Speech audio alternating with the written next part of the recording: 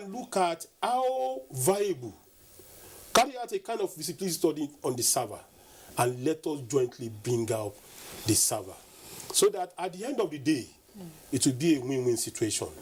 We need to go through some processes. When you hear the name, the Surveyor General of the Federation, it sounds as if you are in charge of the whole land in this country that can even give me any part of it. That is on a lighter note. Insecurity is a major issue in the country. With all the mapping and the drones and everything, in which areas do you think your office can come in to fight this issue of insecurity in the country? There is this superstructure that we call the core, continuously operating reference station. And continuously operating reference stations are stations that acquire data of any part of the world. Like if I put a continuously operating reference station here, that means up to about 40 kilometers away from this place. And in some instances, 50 kilometers away from this place. I can adequately get information about the underneath of the Earth's surface. And because of that, the UN, Global Geospatial Information Management, UNGGIM, encouraged countries to establish core, initially at 500 kilometers away from each other. And it was later reduced. The more people complies with that, they said 250. We are now on 50. Permit me to say that in Nigeria, we required about 120, and we are struggling with 22 because the office is greatly underfunded. But how about illegal activities of mapping and surveying? What is your agency doing? Illegal activities of surveying and mapping, we are tackling that too. In what way? Using the survey coordination. You see, the first part of the first law legislative in the country is Survey Coordination Act of 1960 and its subsequent amendment. Attempt has been made to amend it severally, but what we did was to amend it and take off some section of it. The Survey Law of 1962 and its subsequent amendment vested all the power as it regards surveying and mapping in this country on this Surveyor General of the Federation. Even when you want to map and take a pin out of the country in terms of observation, you need the permission of the Surveyor General of the Federation to do that. Quackery is something that cannot be totally eradicated. But it can be regulated. But it can be reduced. Yes. And we are, because of this, in our last Survey Coordination Act meeting, we even invited, another one was held that involves the military. Because when you say you want to review the Survey Coordination Act, it's omnibus. The process it has to go through because it's an act of the parliament. And because it's an act of the parliament, it's only the parliament that can review it. Yes. And when they say they want to review it, you will need to toss of the federation. So what we are trying to do is to plead with our minister, that is the Minister of Works and Housing, His Excellency Babatunde Raji Fashola, SAN, that if it is possible, if they can carry it with an executive order, because if you have an executive order, then it means that it will be easier for us. Have you made the move? We did make the move. Okay. We will equally, by extension, bring the universities together, the tertiary institution. Look at the curriculum vitae of the schools, because you need to look at the school curriculum. What does the law say about surveying and mapping? What are the equipment required to carry out surveying and mapping? And what do we have now in terms of technology? Yeah, the tertiary institution. And having said this now, those who are inside that will man different departments, you need to look at the human capacity development. Because if you are trained with a particular type of equipment, which in some countries they've even buried it because they are not useful to them again. Yes. And you now want that man that is advanced technologically, coming fresh from the school, to come and meet all the people inside that don't know what the technology is saying now. So you look at the school, look at their curriculum, work on it. You now come to your staffs too, ditto for everybody, and then determine, run capacity development on them. And Are you by the time we doing finish that that, already? we are doing that. Okay. And when I came on board, what I promised the staff in terms of welfare and remuneration is nothing but training and retraining. You are in charge of all federal government land. Anyway, it's your office that is in charge following the land use decree. So what about states, MDAs that your office allocate lands to? Are they feeding you, or are you having some encroachment from the private sector to government lands? And how are you handling issues like that? I think land is the only thing that is increasing every day. And all activities happen on this land. And that explains why you see the prices of land going up every day. But what we do, in most instances, the Office of Subject General of Federation does not allocate land. There's always a unit which we call URD, Urban and Regional Development Department. Under the Ministry They write, under the Ministry of Works and Housing. Okay. They write to the state, we want to come up with a housing program. We want to come up with an infrastructure in terms of building dam. We want to come up with one program or the other. They will write to the state. The state will now respond by allocating land. Then it is now the duty of the Office of Surgeon of the Federation to go in, carry out the survey of the land, and now keep the data with the Office of Surgeon of the Federation, should in case tomorrow there's an encroachment. And we have series of litigation now because some MDAs feel that why should I bring my data, my land information to the Office of the Surveyor General Federation. So what they will do is to get the services of a private surveyor. We are not saying it's not apps. It's app. You can get the services of the private surveyor to carry out that service. Of course, they are surveyors and they have the right to do survey anywhere in the country. But what we are saying is that we are appealing to them. That information should be ratified with the Office of Surveyor General Federation so that we keep it in our archive. And when the need arises, because when there's a crisis, the next thing is that the judge will always write, or the IG, like we have some from the IG now, we have some from the 4CID, telling us, asking the office, provide information on the land. What you don't have, you can't provide information. But what is the body language of the MDAs you're asking to comply? Are they ready to comply? They are complying now. You know, the issue has been that before now, some of us don't even know the importance of the land. And when you have a land, the land itself has its own value. When you now put an infrastructure on that land, the value of that land increases. But when you now have intruders encroaching on that land now, you now see them running. Two of those, some of the MDAs have come around to say, we have 17 government property that we currently occupy, come and help us to do the survey. And it is just born out of the fact that they've run into problem. There are issues on one now. And when there are issues on one, it taught them that there is an office that's supposed to be the custodian of such information. They've been written. Come and assess us. You have state offices across the Federation. How are you maintaining international boundaries? Because these are areas that they are quite remote. How are you maintaining those boundaries so that other countries will not encroach on Nigerian land? The Office of Surveyor General of Federation will have offices all over the 36 states of the Federation.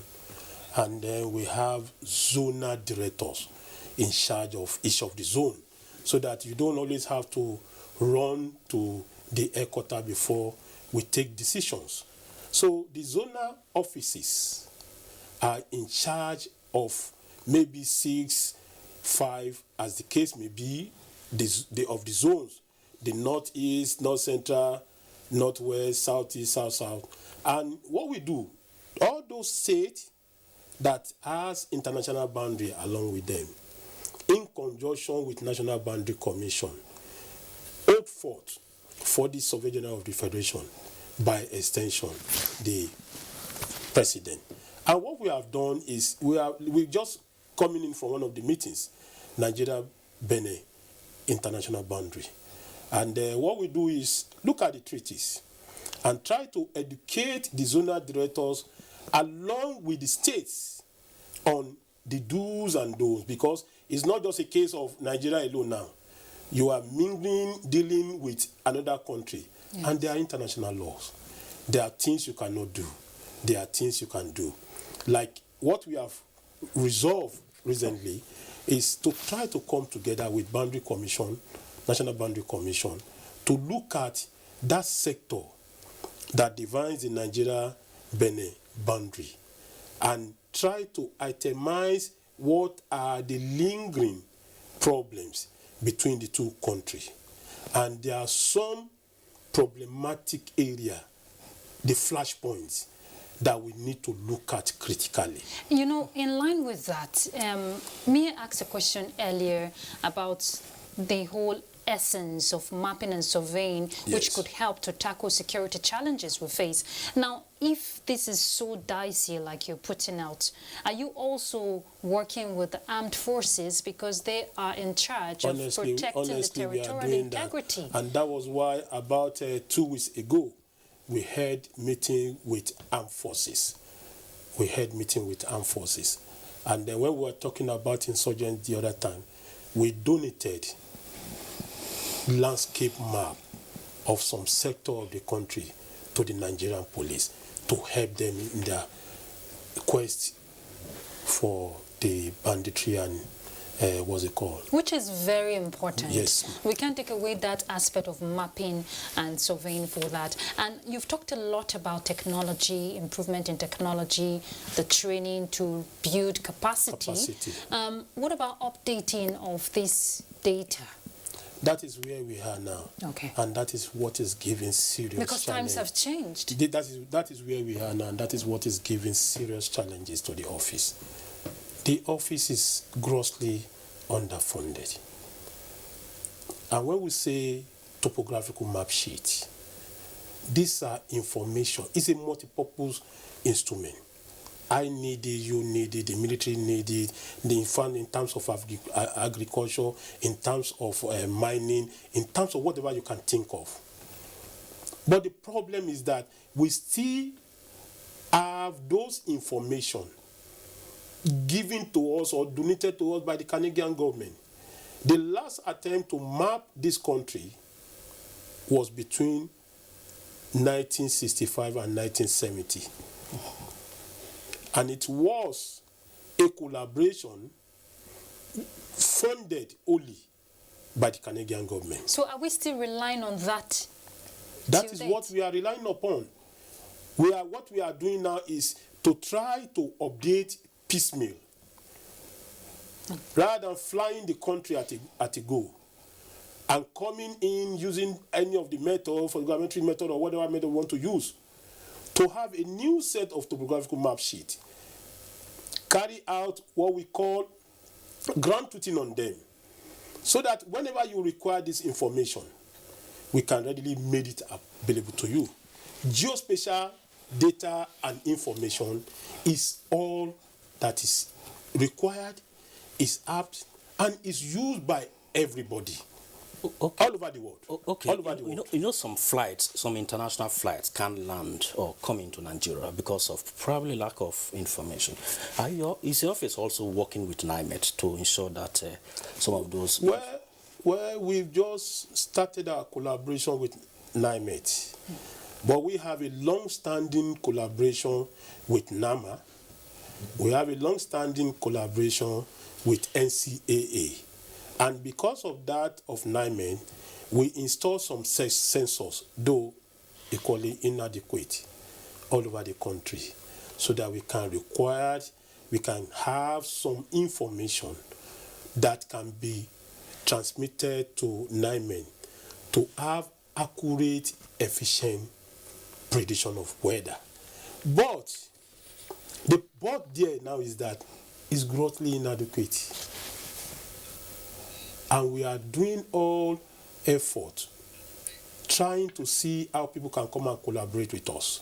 Surveying is everything. That's why they say you just brought surveying it out of my mouth. is ubiquitous. So if we know, It's everywhere. if we know how important surveying and mapping is to the development of this country, what about investors? Now, you talked about how the last mapping was done in collaboration With the Canadian government. Funded solely by them. Investors, investment opportunities to look at this aspect. Are you strategizing in that area? We are doing that. We are strategizing. But that elephant, the server, the data center, like it is greatly called in the office, is the solution to all these things. Because if we have a very, very robust, fully operational and efficient, because that's another word there, it has to respond. The number of people that access it at a time, if it is fully operational and working optimally, is a subject of how many people require information. And what we are trying to strive at is that we don't want people to come to the office. All over the world, people don't come to buy topo sheet. Yeah. It's like looking at the menu when you go to a restaurant. If you have to take, let me say, a standard meal, if you choose eba, any of the swallow, it has to come with ewedu. Then they will say the protein comes with it. But nowadays, what we are looking at, or we are talking about, is having a standard where you can even say, I want to take protein. They will give you fish. You tell them, I don't want ewedu or whatever. I want to lace that protein on beans. And you tell the man, I don't want plantain. I want you to put the swallow again. You will look at it at what correlation do you have between beans and swallow. But that is what the whole world is doing now. It is no more a standard menu. It's locational based information. And you are the one that knows what you want to use that information for. But when we don't have a server that has all the information about the country, and we are supposed to be the sole depository of all the information in terms of surveying and mapping geospatial data. That's why we are appealing to people to come and collaborate with us. But I said it's a big elephant. It requires a lot of money. Your office is involved in everything about this country, about building, land, and urban planning. Yes, sir. But nowadays we are experiencing frequent cases of building collapse.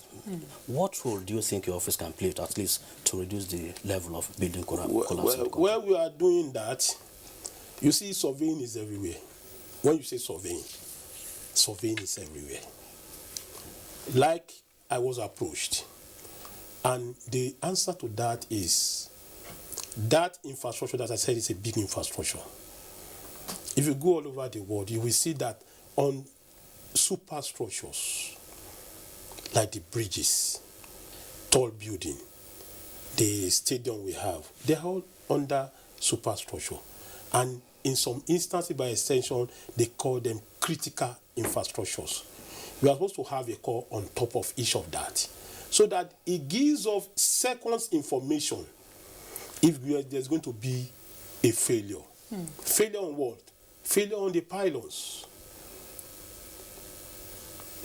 To break it down, but for you, the columns, for the developer to get that that's what call, I'm saying. Yes. or is it to approach you, or they approach the office, and we are even coming up with a legislation, because some states are coming up installing cores, and we don't want a case where we will just go out in the name of installing the core.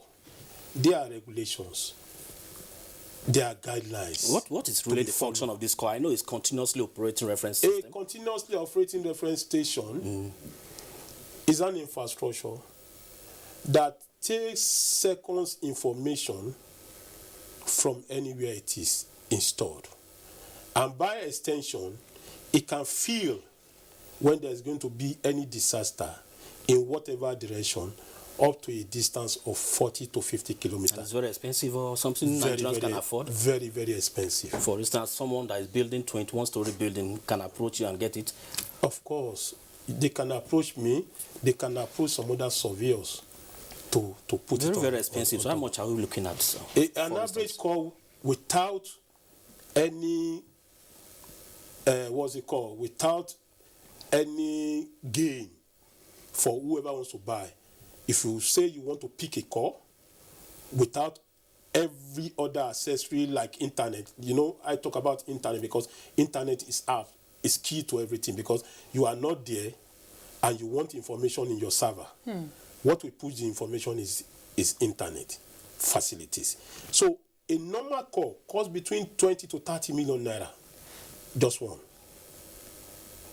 Just one. And one can take care of a building? Honestly, we have one on top of our building, though we didn't. And we didn't follow the regulations strictly. Probably that is the only one we have in Nigeria privately.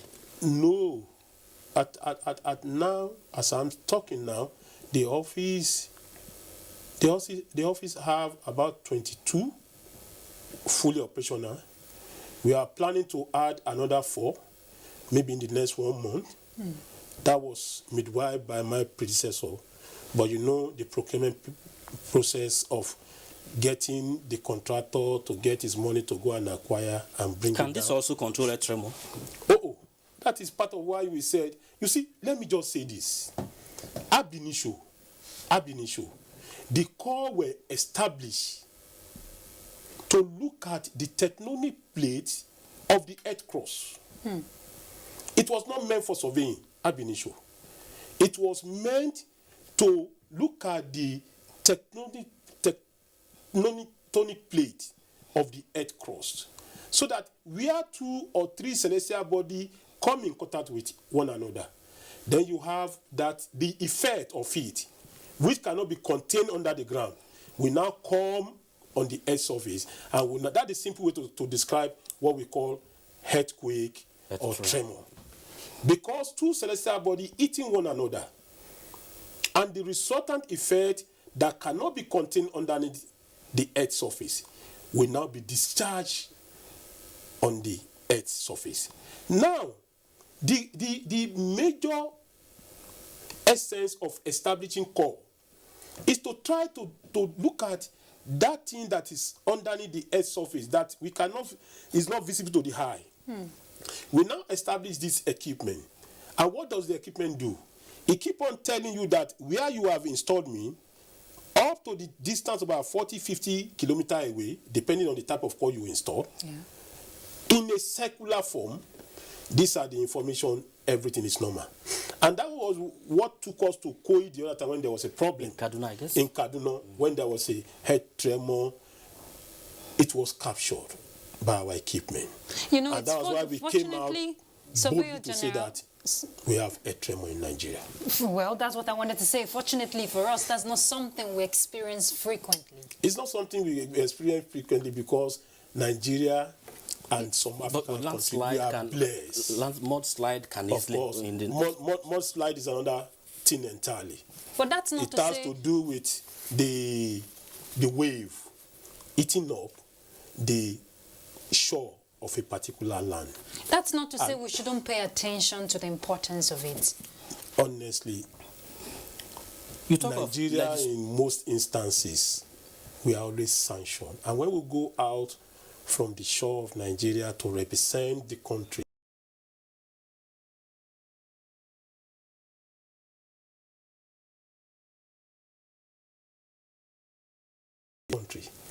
Nigeria is a big country. All right, let's turn our attention almost 900,000 square kilometers. Well, let's just say we're blessed. We are blessed. As a nation, but harnessing these resources to good use is what is of importance. Which brings me to the survey training held recently, talking about the geospatial approach to harness agro-planning and food sustainability for economic development. Tell us about it. Your office organized that. You see, I will go back to the core. Okay. I told you that surveying is ubiquitous. Anywhere you go to, you have the surveying. I have a small farm at my backyard there. At most, averagely maybe when I talk about looking for vegetable, it can sustain about 5-10 of us. But what we are saying now is that we should, and in collaboration with the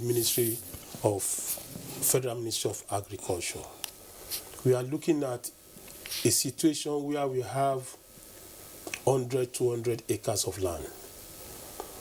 And we have that equipment on man now, that will start itself at a particular time, till the ground to a particular point, and the system knows that I've gotten to the end of that fence, of that line. It turn and come in the direction. We displayed that it was jointly carried out between the Office of Surveying and Federation and NICOMSAT. And that is why we said the core is used for so many things. Taking off of plane and landing relies on the core. So why this? Providing, streaming that information, that's the language, to stream correction. Because the core, they are supposed to come together and form what we call a pseudo or a visual reference station. Where all can be monitored. It forms that and now use that to send out information, which we call streaming the correction to maybe a surveyor. Before now, if you are a surveyor, if you are going out to carry that observation, you first of all need to go to one point, you will check the angle, you will check the distance. But with what we have now, you don't need, you just need one receiver. You carry that receiver what is and the you relevance for the agro planning and food sustainability? The relevance now is that there are new norms of carrying out agricultural farming.